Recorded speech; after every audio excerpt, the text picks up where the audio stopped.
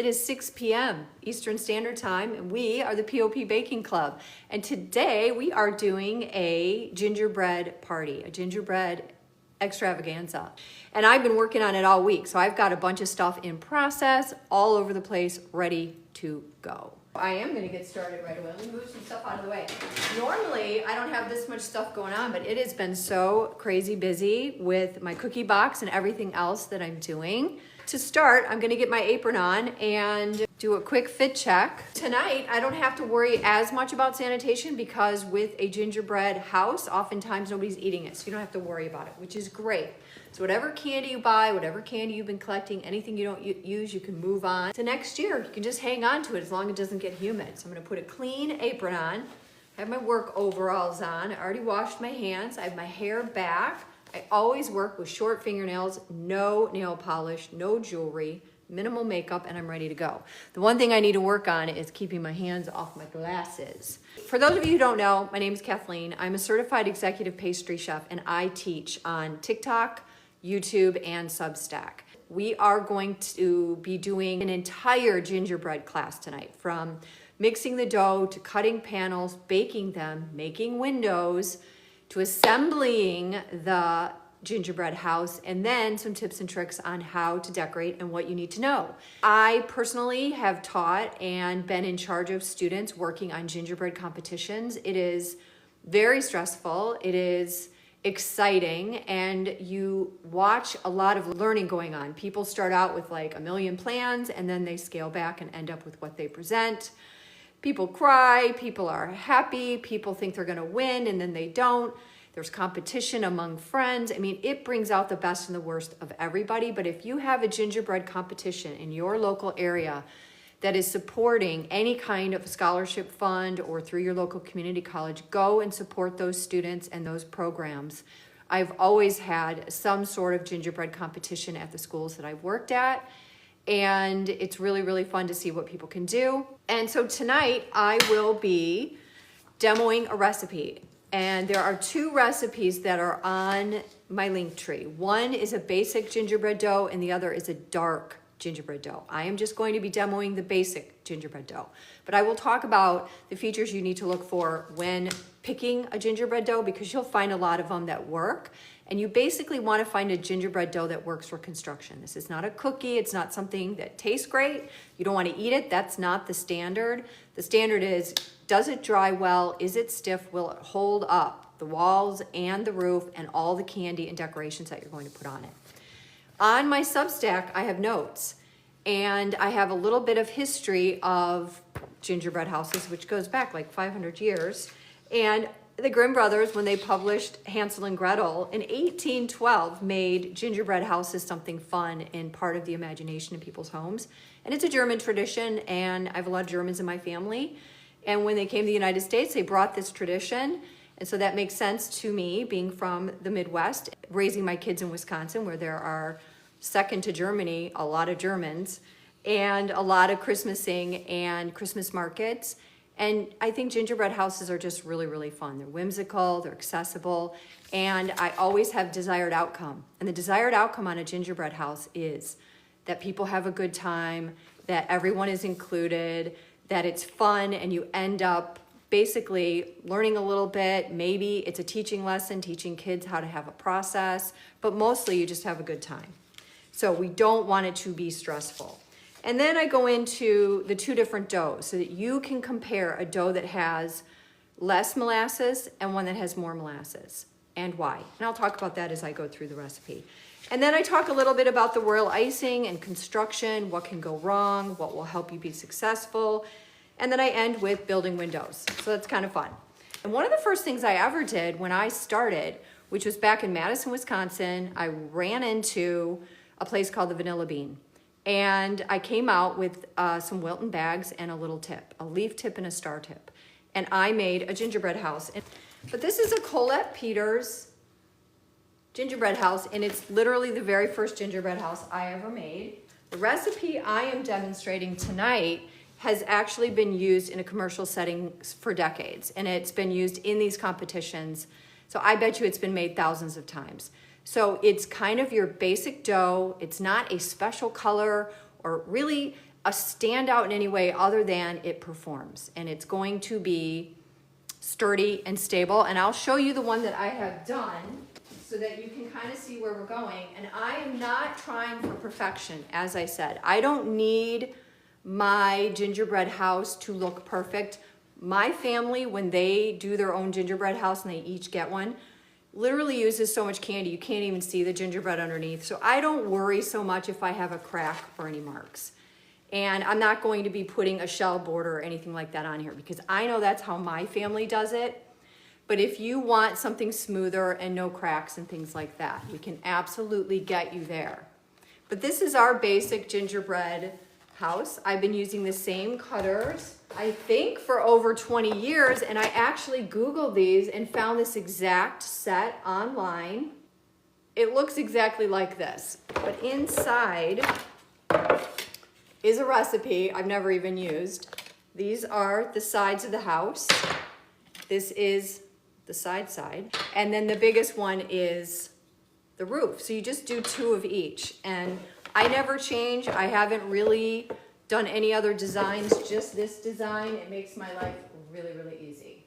And I put this on a cake board. I typically put my gingerbread houses directly onto cake stands, but I just used an inexpensive cake board. Here is the recipe that you will find on the link tree. This is gingerbread house dough, and the other one is dark brown gingerbread. I actually really like the dark brown. I think it's a beautiful color, but that is in the refrigerator. So we're gonna cut it and take a look at it, but we're gonna mix this gingerbread dough. Between these two, if you are choosing, the reason I picked the dark one is I really like the color. I think they both perform very well. But as you saw, the one I just showed you is this regular one, and it has some cracks in it. This is a drier dough. It's got higher sucrose by quite a bit. The dark brown one has 21%, and the one we're doing tonight has 62% sucrose. That is going to make these panels a lot stiffer and more firm and more stable, but it's going to be a little bit crumblier, so you will notice that. So let me grab all of the ingredients and then we'll get them in the bowl and we'll keep it moving. On every one of my ingredients, I have a label and an amount. We have brown sugar, which is a common ingredient in gingerbread house making, and I'm using dark. It didn't specify, but for color, I like the dark, and it's nominal in terms of the effect it has on the dough if you use lighter dark. Sucrose is at 204 grams. And then all-purpose shortening, 109 grams. I use Crisco, and it's all-purpose. There is no water in shortening. We don't want water because water puffs. These panels need to be cut very straight. They need to go in the oven straight, and then when they come out and they're still warm, you can still straighten them and cut them to make sure you get good edges. But you want them to maintain their shape. So no water, less puff. And literally, shortening has no water. And I'm going to put the fat into the bowl with these 2 sugars to cream, and that's why I put them over there. Baking soda is 5.1 grams. Baking soda is going to help with color, which is going to give us a prettier color. And it's going to give us a little bit of a lift, but not too much, because we don't want it to be, we're not trying to make like a dead dough. We need to have a little bit of lift. And then we have molasses. And if you make the dark brown, you will notice that this molasses amount is 8%. And in the dark brown, the molasses is 54%. Molasses is going to soften your dough quite a bit. So you can tell already between the high sucrose amount and the low molasses amount that we are getting a stiffer, firm, very good construction dough. Ginger, 3.4 grams, salt, 3.4 grams, and cinnamon, 1.7. Now, believe it or not, ginger kind of lightens your dough, kind of gives it like a yellow cast, but cinnamon warms it up. This dough will have enough color. You will know it's gingerbread, but it's not going to have a dark, rich color. Eggs at 54 grams, and I happened to crack 1 egg in here, and it was 54 grams exactly, so I was pretty excited. I always consider that good luck. And then I have 327 grams of cake flour. We want a dough that rolls out and has enough elasticity or extensibility, holds together We need a really good balance. So this recipe is excellent in terms of balance of ingredients. I'm gonna take all the lids off here so we can keep it moving. I'm gonna put all of the dry ingredients into the flour. The fat is going to go into the bowl first, and this is the creaming method. But if you've watched me for a while now, you will know that the creaming method, yes, it means that you're creaming fat and sugars, but it doesn't mean that you're dissolving the sugars, doesn't mean that you're doing it on high or that you are going to add other ingredients in a set order. The order in which you add the ingredients for the creaming method are based on your desired goals and all of the ingredients that kind of go together.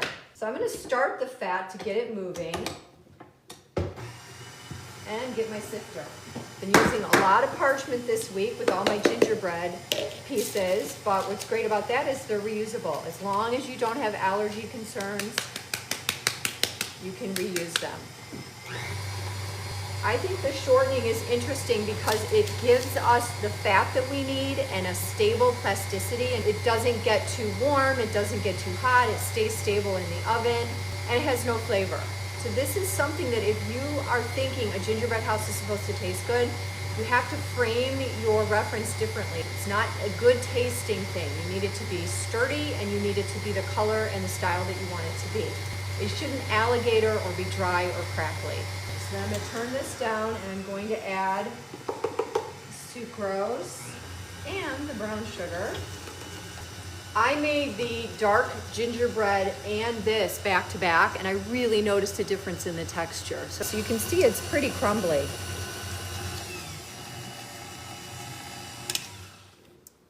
And I will be adding the molasses, obviously, but it's not very much. So I would say you can already tell that this is a dry dough. And when I pull it out of the bowl and bring it together to roll it out, you will also notice. So having approximately 1 egg or around 50 grams of egg is not very much for this size batch. And this I made quite small. And the reason I did a batch this size, because you can double this batch and it will fit in a 4.5 quart or 5 quart mixer. But then you would have to scale out the dough in order for it to fit onto a half sheet tray, which is what I wanted to do so I can roll it out on a half sheet tray and then get it into my refrigerator. So if you double it, when you pull it off of the mixer, you can use a scale or you can just eyeball it. But I like to roll it onto a half sheet silk pat so that that can go straight into my home refrigerator and solidify. So then I'm going to add the egg. And the egg is going to add a little bit of water. It definitely adds water from the egg white, just enough to kind of bring it together, but not too much. On the dark brown gingerbread, if you make it, I have done it both ways. I've done the creaming method with the fat and I've melted the fat. But the one thing about the dark gingerbread is that they want you to add 75% of the dry ingredients and then wait and see how much. So you get to control how moist it is, but I used all of it. Some of this is tactile, some is practice, and because we only do it once a year, it can be a little frustrating. Overall, these are really well-tested recipes that have been used a lot, so you shouldn't have a problem. All right. So now if I were to continue creaming the fats and the sugar and the molasses and the egg, I would incorporate a lot of air cells. When you incorporate air cells, you create a spread. And so we don't want to do that. So you don't want to mix any more than on medium, and you don't want to go on forever and ever. You just want it to be cohesive. So this is about, it'll fall with a little bit of shaking, but you can see kind of what the texture is like. So I'm going to give it one more second, and then I'm going to add the flour in 3 stages, as I always do. And the great thing about all of these recipes is how good they smell. You can smell the spices the moment you open the containers. Okay, so I'm going to turn it on very, very low. And you will notice right away that the dries really dry it out. So it is a high ratio of dries to the wet ingredients. And I'm adding this in thirds and watching it. There we go. There's my large silk hat.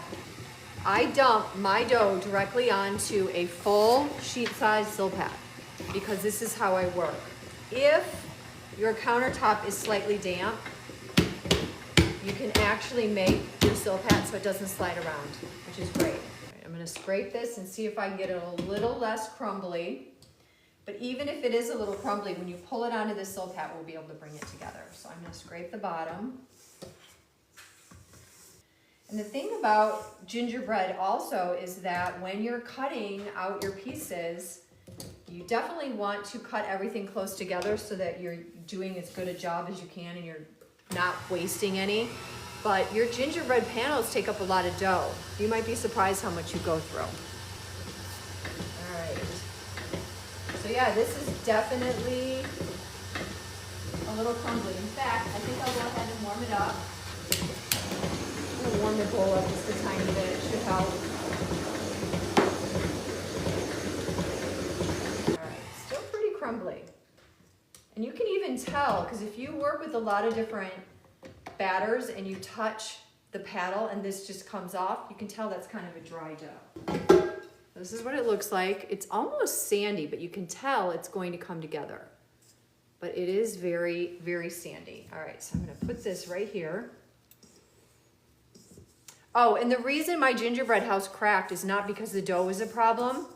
It was my fault. It was because I wanted to cut it and get it in the fridge apart, and so I rushed the whole thing, which you don't do. I like to use rolling guides. This, when you're doing something like a pie crust or panels for a gingerbread house, you really need it to be uniform. And this is gonna help you, a straight rolling pin and your rolling guides. You can use different thicknesses and you can determine what you want to do, but basically your walls are going to be a little thicker, or if you have a really good dough like this one, they can all be the same thickness, but your sides need to be a little bit thicker to hold the weight of the roof and all the stuff that you're going to put on it. I'll take the silpat and use it to bring this together so that my hands aren't on the dough. Work it till it comes together.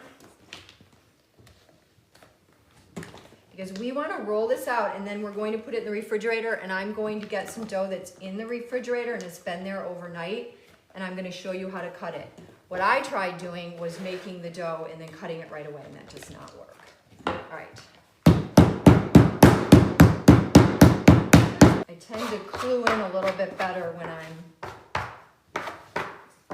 working alone. Let's see. Should be pretty forgiving. So I can get started with it. And I really like rolling from the inside outward, and try not to roll by putting this part of your arm on the rolling pin. So I tend to roll toward the outside. And then, because I've got it on this silpat, I can use a scraper to push this in, and it kind of keeps it really nice. And this is something you can do with pie doughs as well. All right. So I've rolled a lot of these out lately, and this dough obviously works really well with the sheeter. If you work at a bakery and you want to try this recipe, you want to maximize. So even though I'm pretty close, I want to go through and make sure that it's all even. That's what the rolling guides do.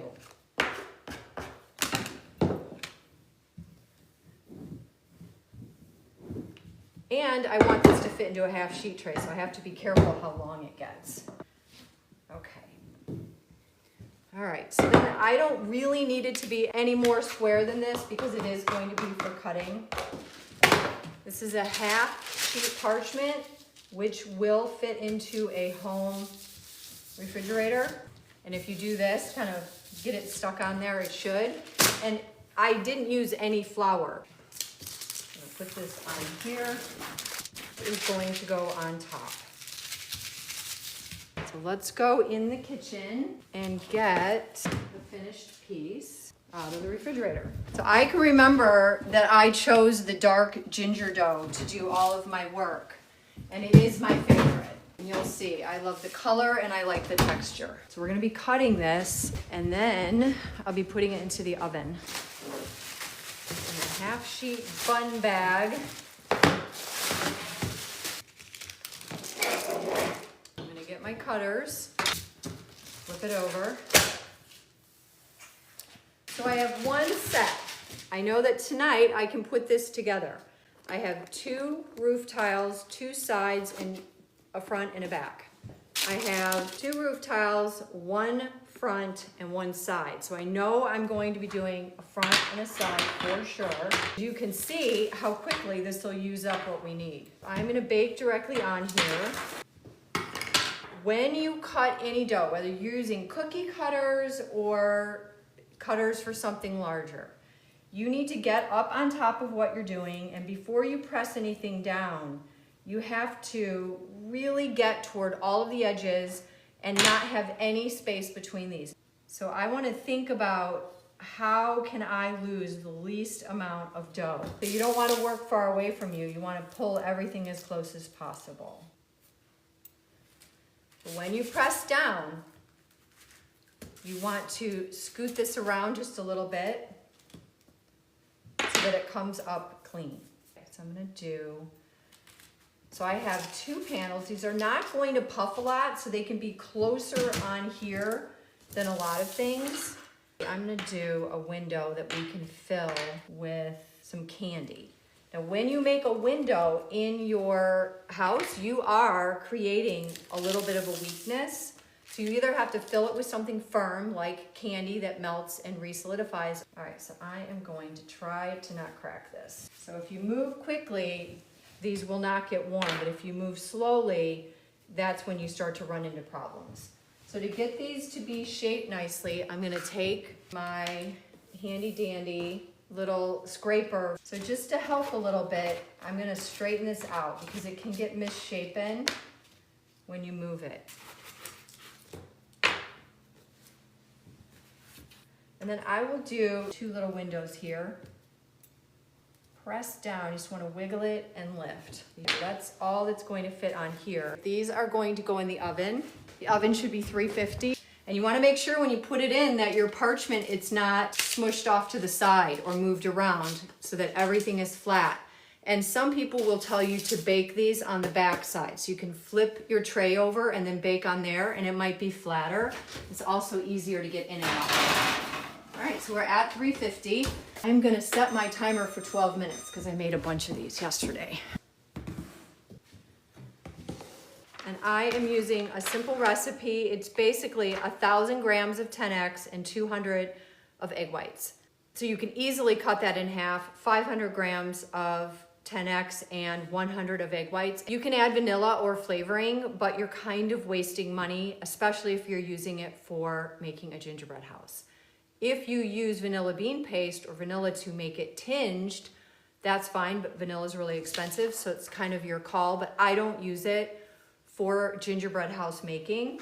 Even if they're pasteurized, egg whites can be a food safety issue, and some people don't like the idea that it is raw. So if you don't want to use raw egg whites and powdered sugar, you can use meringue powder, which is dehydrated egg whites. The thing about royal icing is it kind of falls under that meringue umbrella.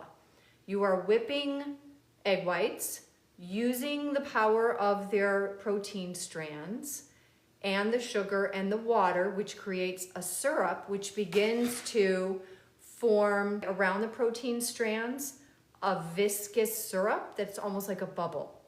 So the protein strands are sort of the structure of the bubble, and then the syrup surrounding it creates a bubble that holds air. That's kind of like a meringue. In the meringue powder, you are getting all of the properties of fresh egg whites without the food safety issue. Now, I love royal icing made with egg whites for building a gingerbread house.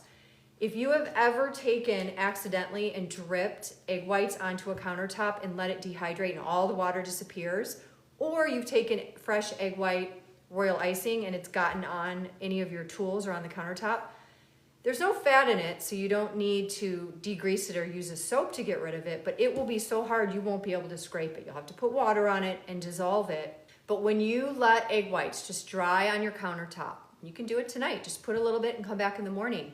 You will see like a flakiness. That's all the protein left behind. All the water will evaporate.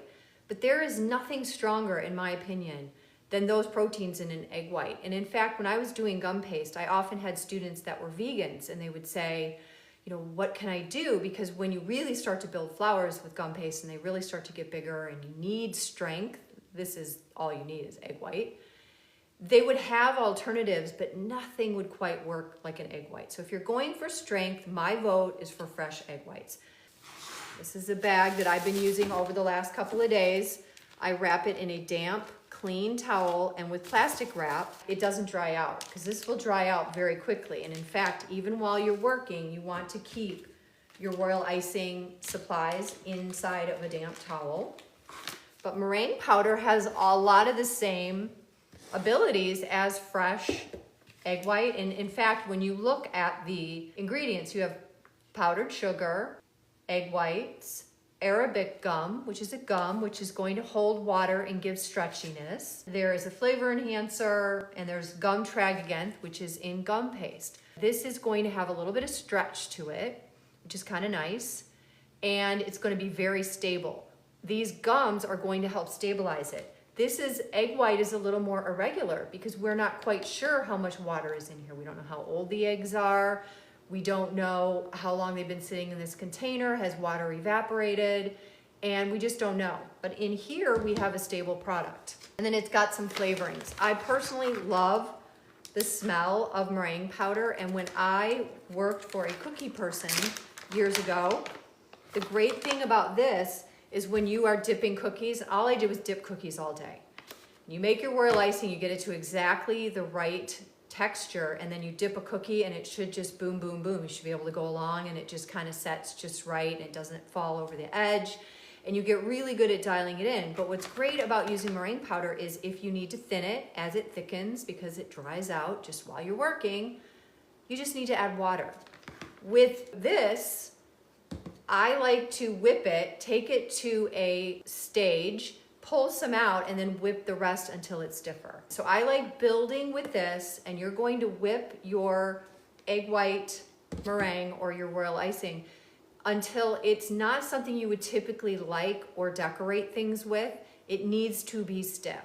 You can't have a runny or wet icing because even if you can get your gingerbread house to hold, it can slump and it won't dry, and gravity will be pulling the icing down. So either way that you go, you are going to be using exactly the same concepts. The method, it's meringue powder, water, and 10x. That's it. So it's very simple.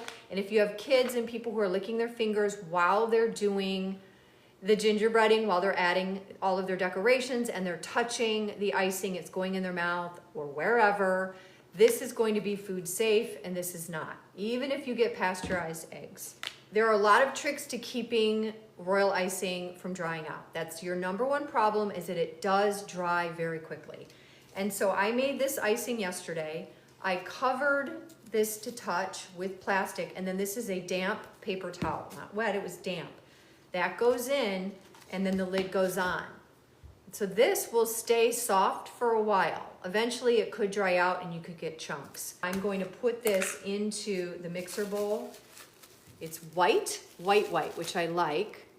And you can see it's very shiny and glossy, and it has peaks, but a bit of give. Now, just like a meringue, if you want, you can clean all of your tools with vinegar. That will help if you have fat on your tools or in the bowl or in the container that you put your royal icing in for storage. If this had fat in it and it wasn't cleaned really well, that fat will degrade your royal icing. So you don't want fat interacting with the royal icing any more than you do with a meringue.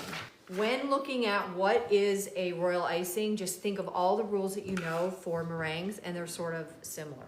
So I'm going to show you how thick this is, and thickness is really important So this really isn't coming out, but I wouldn't say that it's stiff and it's not thin.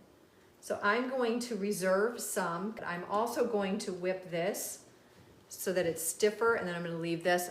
All of this will dry and get crunchy, and you don't want that. So here is my trick.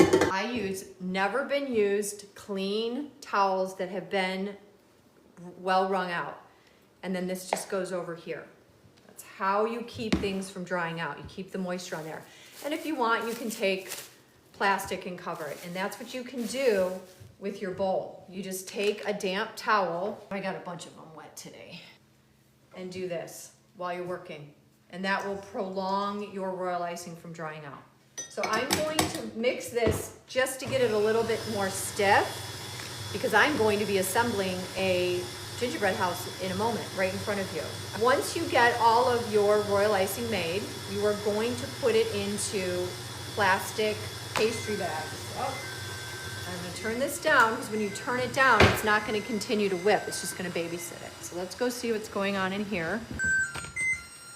So we are looking for these, most importantly, to have color and everything, but the key to a good gingerbread panel is that it's dry. So we are baking these until they're dry. And because this is a little bit darker, we have to be careful, but they still have moisture in them. And if I took them out now, as they cool, that moisture will get reabsorbed and they will be soft like a cookie. So again, we are not baking these like a cookie. We are baking these to be dry, and then they really need to sit overnight while they dehydrate further and become more stable before we assemble them. So it's really important when you're doing these projects to build in time. Make the dough, roll it out, put it in the refrigerator covered, come back the next day, cut and bake.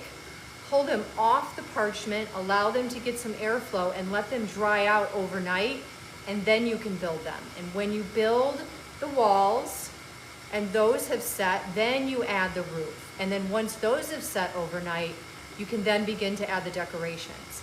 So there's a lot of resting in between. And the number one reason that these gingerbread houses fail is either people go too fast, they treat it like a one-day project, the royal icing is too slack, or the recipe that they chose or the way that they bake the panels is too soft and they bend and break. So you wake up in the morning and it's totally slouched. Oh. So I was talking about filling pastry bags. I think Wilton is discontinuing these, but you can find them still online. I actually really like them. They look like this. They're a silicone ring, super easy to use. So you would take, and I'm gonna fill this up with this. We want this to be stiff. So I have bags and bags. So you can do large bags like this. I personally recommend that you do smaller bags when you are having a gingerbread party. That way you have a few bags and more to pass around and that kind of thing. But this is a really good size if you're going to be working and you need something to do the whole project. Use a bigger bag. All right, so I'm going to fill this. This is my smaller bag. Let's see how stiff this has gotten. And this is getting stiff because it's a meringue and the proteins in it are coming together and air is building, and it's just like a meringue becoming stiffer.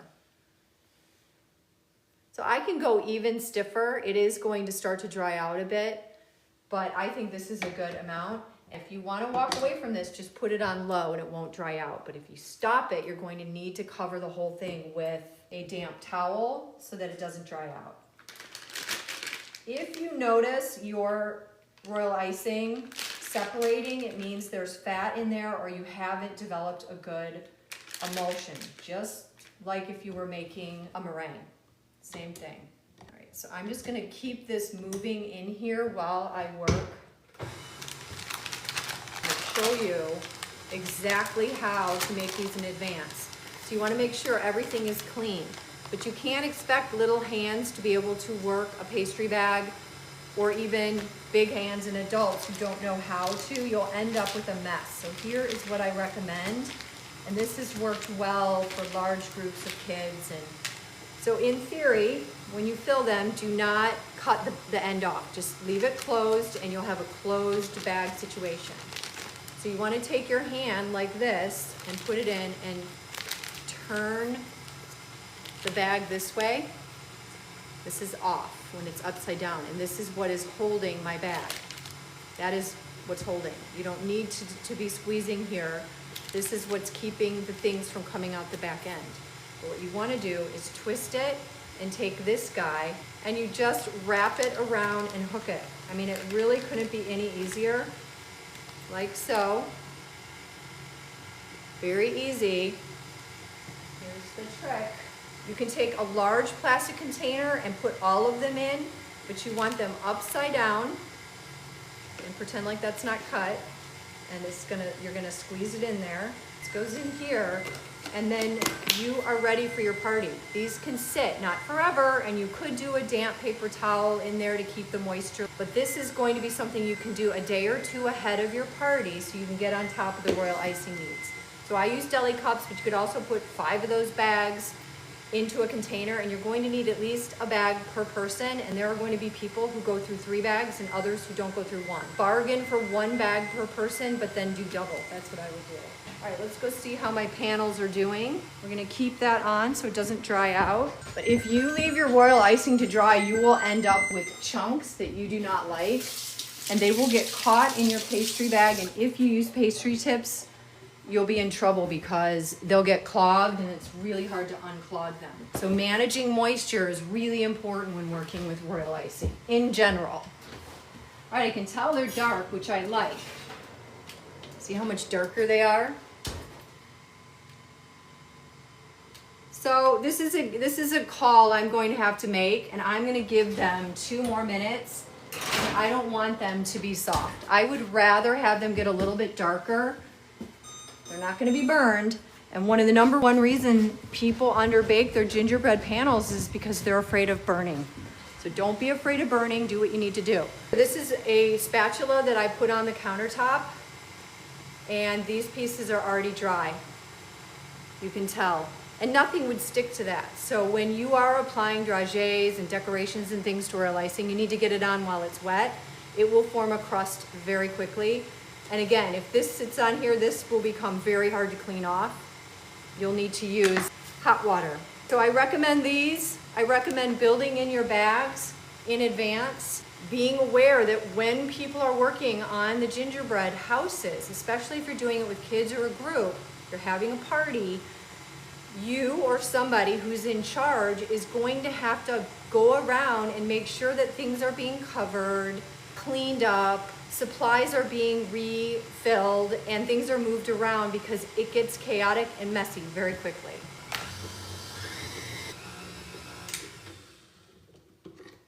I am going to pull all of the royal icing down toward the bottom. Less surface area will dry out less, and then I'm going to cover it with a couple of towels and put it off to the side, because we are going to be working on gingerbread house. All right, there we go. I will go get it and bring it right back. I am going to make windows very quickly. You can use isomalt, you can use melted sugar. I tend to just use Jolly Ranchers, and you can separate them out. Isomalt is great. I made a huge gingerbread house years ago with students that we used isomalt, and we made it look like stained glass, and it was beautiful. But boy, was it fussy when it came time. Oops, these should be flipped over. So what you want to do is let them cool, flip them over, and then fill these. But when we transported those windows out in the cold, you could hear them really snapping. They did not like the transfer whatsoever. So you can take different colors and make stained glass. These are tiny. And you know, I don't even normally make windows. I tend to paint them on or use royal icing, but I will put these in the oven for a second. So the reason you want to do them from the back is so that the front is smooth. You can use all kinds of clear candies, colored candies, things like that. So I will go put these in the oven. It won't take long to melt them. They're not gonna look great. All right, be right back. All right, so when I build a gingerbread house, I use a cake stand. It makes it easy and it gives me accessibility. If you don't have a cake stand, I still recommend placing your board on something. Getting it up off the table. You could use a can, you could use a plastic container, anything to get it up off the table, I think is helpful. But I'm gonna use this, and what's nice about it is, obviously you can turn it. That is a good thing. Let me get my panels. I know this gingerbread pretty well, and I like to use these T-pins. These are quilting pins to help hold the structure together while it dries. It's flexible enough that that works for me. You can use things to hold up your walls, but if you don't have room, it's kind of hard to do and they need to be heavy. So a lot of people will use cans. I just don't love to on these smaller projects because they don't really fit, and you do need to get icing on the inside. So just like with painting and adding glue, and when I do egg wash and everything else, more is not better. When you add more royal icing, you're actually just creating more drag, heaviness that could theoretically fall and slump. So we want to do small amounts, thin strips, a little bit here and there to get it going, because you can always add more later. And if you are piping royal icing that's been dry, or you pipe it and walk away for a few minutes, it won't stick. It will lose its tackiness. Moisture and speed and really thinking like royal icing is going to help you quite a bit. Now when you build, if you don't have other people to help you, if you're up high and these fall, they have farther to fall. So if you're more comfortable building onto the table, that might not be a bad way to go. It's not even a bad idea to do 2 parts of this and then let it dry and then add more. I feel like I can push it, but even then I make mistakes all the time that I wish I hadn't. So I recommend going as slow as you can, meaning you could just do these 2 and then let it dry. But the thing is, you can't leave it on a table where people are gonna bump into it, or where you're working or moving it around. Those little movements will create fissures that just won't allow the royal icing to dry.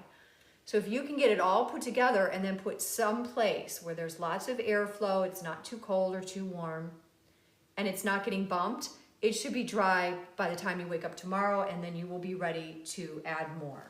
The reason I use the pins is because it holds them up, they're in place, and I can keep moving and I can push it, because I could get all of these done, but they don't look perfect. So if you're going for perfection or you're doing a competition, you're going to have a different approach in general.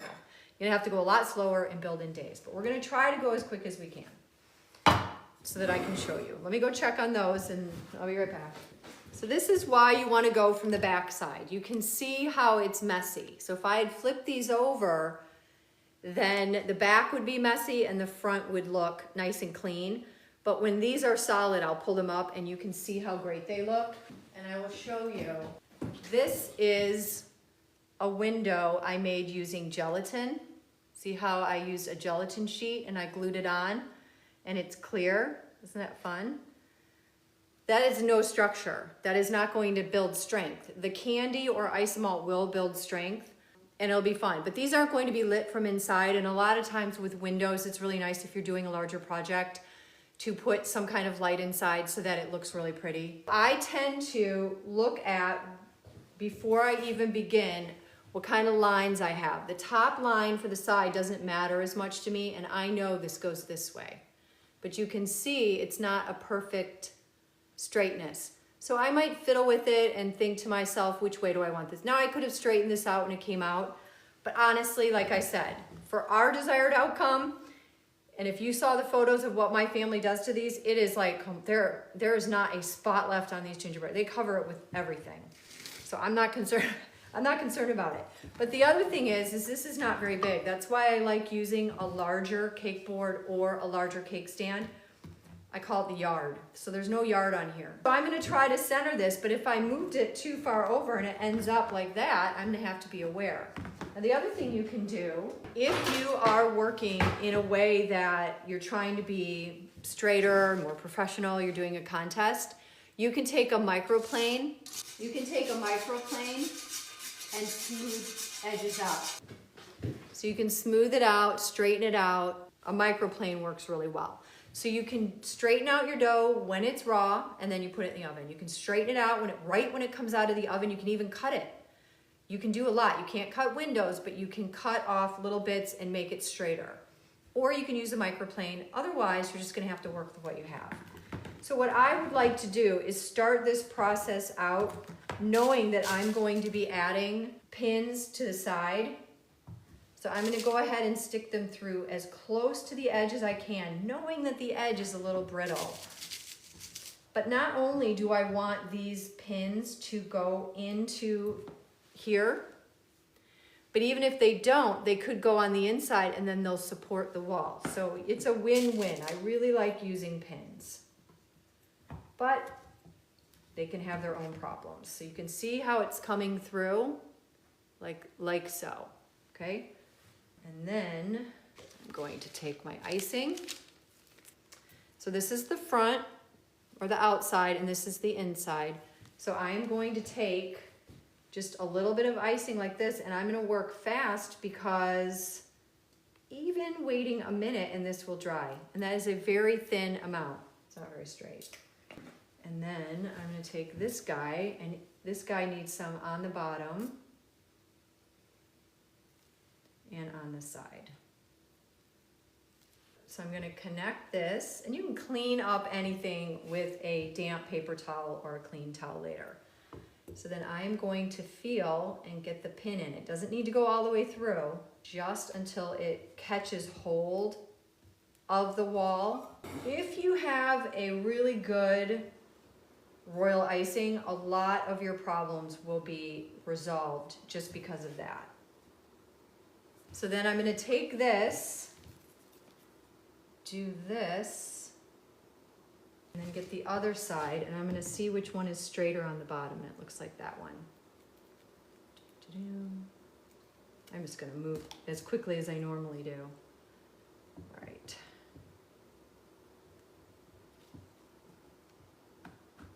Okay. And then as I put this on here, I might notice, and then I am going to ice. Ice here. Ice the side, and then I'm going to ice the bottom.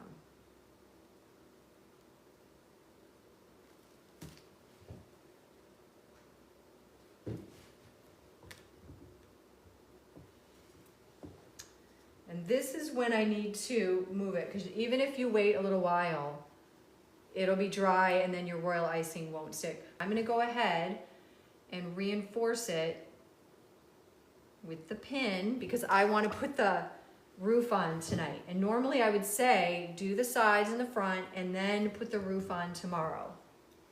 But we are going to be doing it tonight just so I can show it to you.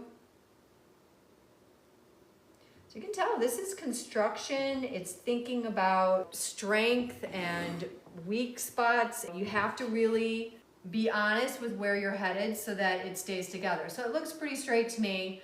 The funny part is sometimes you'll then start to put the roof on and you'll notice inconsistencies, which is fine. This is how it's gonna go.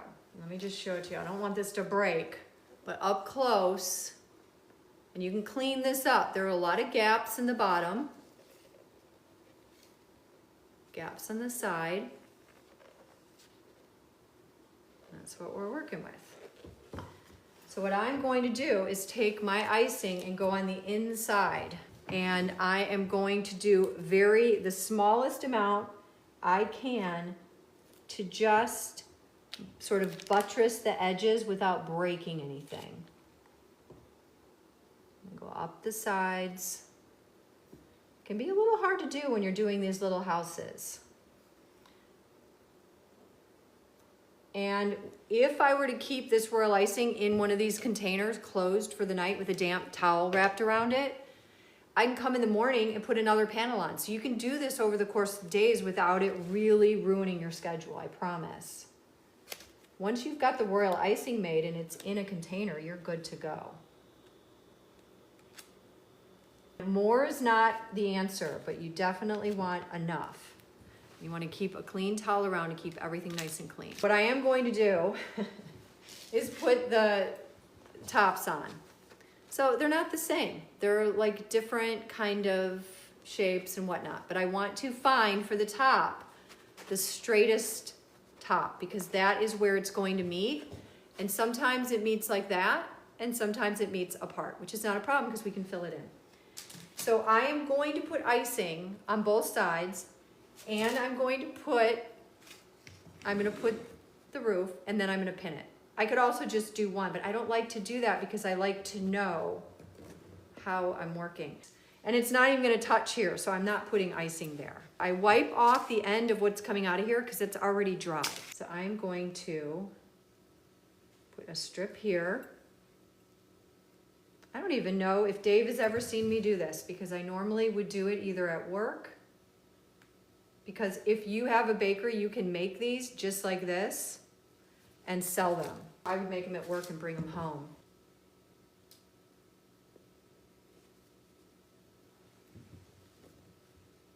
Okay, so it looks good to me. Here's where it gets dicey. I'm gonna stick a pin in here into a very, it didn't go through, I can feel, into a very unstable, okay. These aren't going through.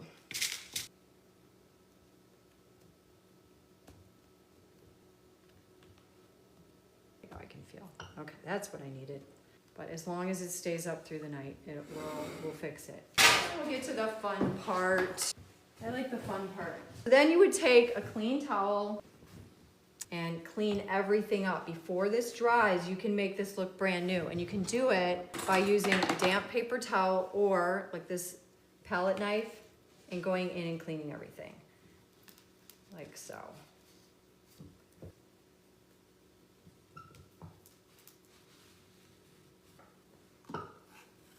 And a damp towel or a damp finger works very well for cleaning up royal icing. It's just super easy. And then I would go around and clean everything up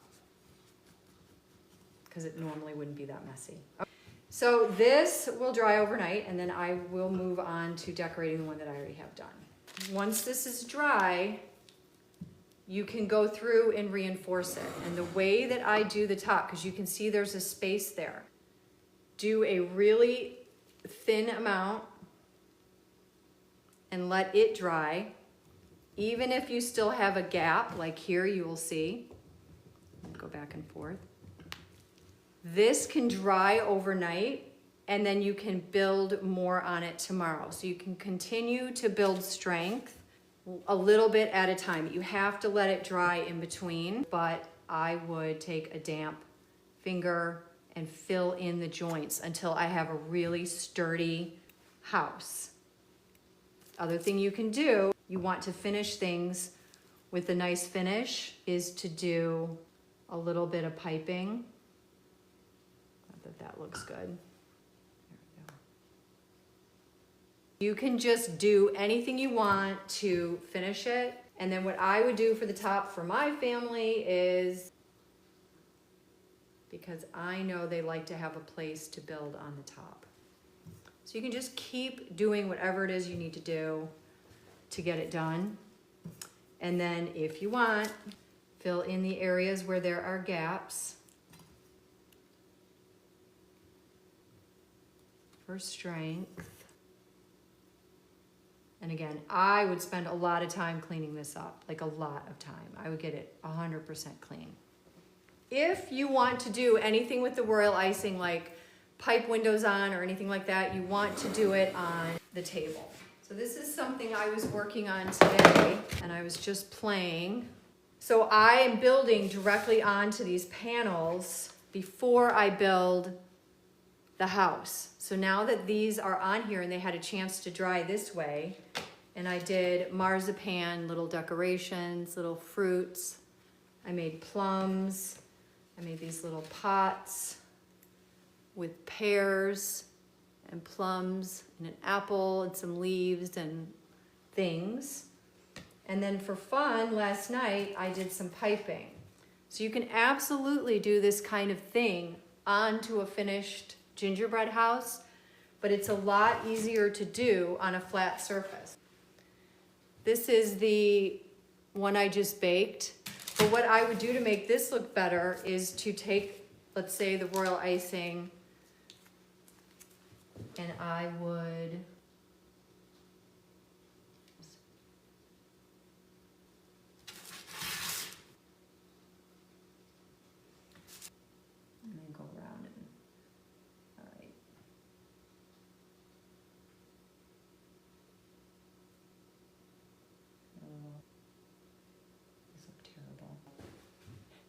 Those are my shutters and my windows. So on the back, it looks way better.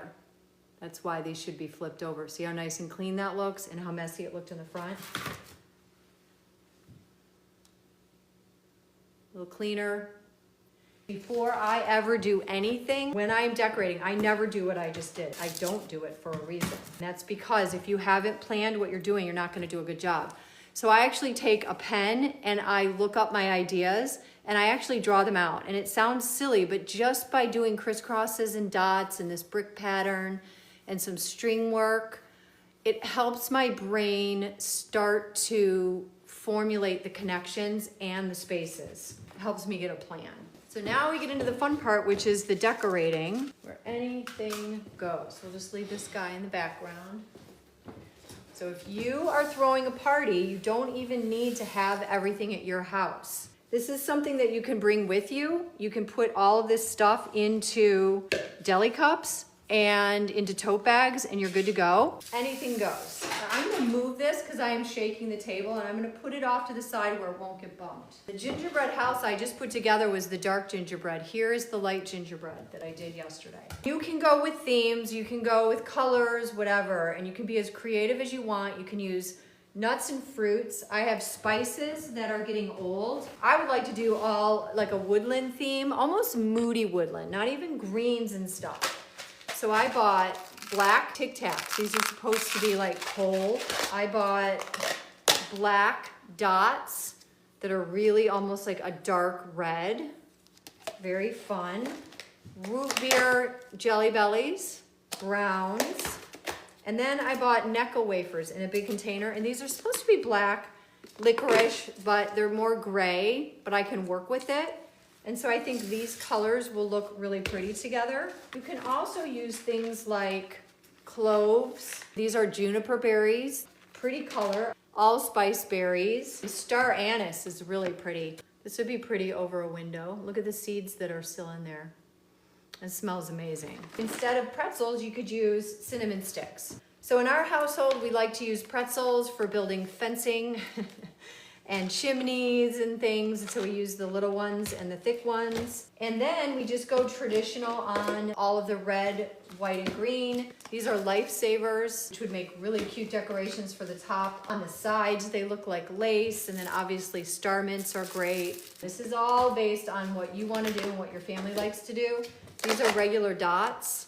You can spend a lot of money on candy. Like, it's ridiculously expensive. So I basically store it from year to year. I don't get rid of it as long as it's not going to get humid and ruined. I go to the dollar store and I try to collect as many white and red and green. Obviously, candy canes can be used a million ways. You can crunch them up. The Twizzlers that pull apart, you can do bows and ribbons and things like that. It's so funny because I provide the houses, and the candy, and the experience, but I never do the houses. These can be tied into bows. You can make wreaths with them. There's a lot you can do with these Twizzlers, which is fun. These are from my pâte de fouille the other day. It's like pectin sugar, kind of pretty. This is caramel shards from my caramel making. And then I have fancy stuff, and you'll need tweezers, and I like these bent nose tweezers for picking things up. You can buy these in containers like this that gives you a mix, so you don't have to buy like a pound of each kind. But look how pretty this is. They're shiny. They range from like super little to these giant ones. This is the kind of thing that you can really make it any color scheme, flashy, simple, and then there's always M&Ms. All of this is portable. This can go into a box and be transported to someone else's house. So if you're not giving the party, you can bring it to wherever you're going and make the party. All transportable. That's about it. So I think we've covered it all. It is fun. And so mine, I've got the all white one. Anything that I have white, I'm gonna keep that one really simple. I don't wanna go crazy. But then I think I'm gonna do one this year, and I think it's gonna be all in these dark colors.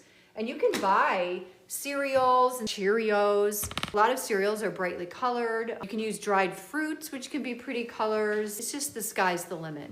If you want to make Christmas trees, you can buy sugar cones and pipe green colored royal icing that's stiff from the bottom up, just kind of willy-nilly. You don't even need a star tip. And while the icing is wet, you can put dragées in there or Red Hots. In fact, I have candy that hasn't come yet. I personally love Red Hots. I know some of you probably think white is boring. My students used to complain about my color schemes when I taught advanced cake decorating, and then it would all come together and they would say, you were right. It's fun to play a little bit and kind of get your bearings before you go crazy. If you're going to build your roof, you always want to kind of start on the bottom and then shingle going upward. So you have to think about building this gingerbread house in ways that structure and architecture matters. If you're working with kids, what a great project to teach patience. That's your number one ingredient. Patience, planning, and then there's just honestly so much excitement and anticipation, and it's a great project. And I hope that if you don't do it for the holidays, that you do it at Valentine's Day. You can do a house like this, and you can do Easter, little Easter bunny house, Halloween, and then a lot of these are available at the store. So the white gingerbread house that I was working on came from IKEA, and it came in a box like this. It was not expensive, and I really liked it. Now I've bought others that were really clunky, super tiny, and I didn't like any of the candies or the icing that came with it. But that's fine, because you can go off on your own and do your own thing. So this is what the house is like. So I'm decorating the panels, and then it says to build it, let it dry, build it, let it dry, and all the way through, and it has a chimney. So I'm super excited about that. So look at this cute little Christmas tree. So the same principle applies. You decorate them separately and then put them together. And I do think these would be really cute. Just a little bit of royal icing. So if you see these, you can see them at the grocery store. They're not cheap. They're anywhere from $20 to $30 to $40 or more. You can get them from Williams-Sonoma and whatnot, but they are pricey, and it's not that hard to make your own. I hope some of you do try. So then I can put these trees, once I decorate them, next to my little house.